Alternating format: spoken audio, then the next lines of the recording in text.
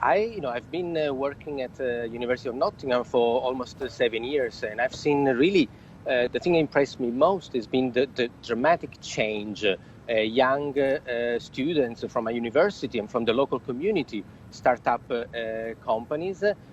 We also at the university, we have an incubator, so we try to also foster this entrepreneurial spirit. And of course, the major change that I've seen has been the development of the maritime industry, logistics, and the port. And this is, of course, a very important hub for all the containers that from China would go then to other parts of Asia and then end up into our markets in Europe, which, of course, the topic that I've been dealing with mostly over the last several years. So a partnership and an entrepreneurial spirit that really has turned the city into one of the biggest hub, probably the biggest in terms of containers, trade. And we do know that now, due to COVID, pandemic, and tensions between East and West, we really need to rely on trade. So I do think that Ningbo has a great opportunity to further strengthen its role as a trading hub between East and West. And for this, we need young people to support all this developing industry. Yeah, great potential there.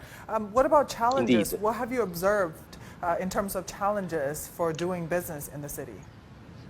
Challenges are let's say, the usual challenges that foreigners encounter when they try to do business in China.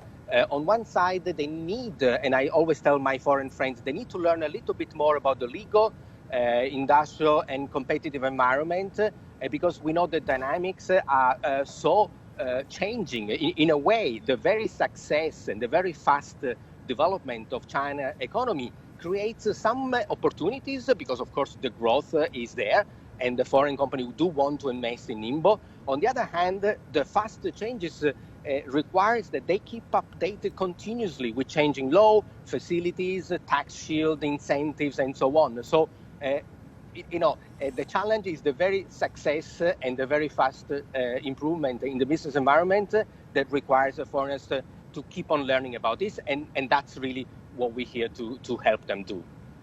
Now, what suggestions do you have to local policymakers to make the entrepreneurship environment better? And what kind of advice do you have for young entrepreneurs? I think for policymakers, and I put the hat as myself as a former policymaker, is to communicate, engage with the foreign community, explain what is going on, what are for example, the opportunities that come out from the 14th five-year plan. The most foreigners look at a general level, at the country, Chinese level, but maybe they don't really understand how this five-year plan is then implemented at provincial and the city level. So for Zhejiang and Ningbo city government, my advice is to really translate the overall five-year plan into the opportunities specifically for the city. Because at the end of the day, people do not invest in a country. People do not invest in China. They invest in a local community. So they need to understand exactly what's happening locally. So this is my advice. Explain the details of how Ningbo absorbs the central government five-year plan. And that would attract more investment from foreigners. I tell you, I know they are eager to understand and to bring money into the Chinese market, which of course is the only engine of growth for the world economy. And as I said, Ningbo plays a very, very important role within the whole China growth environment. Thank you so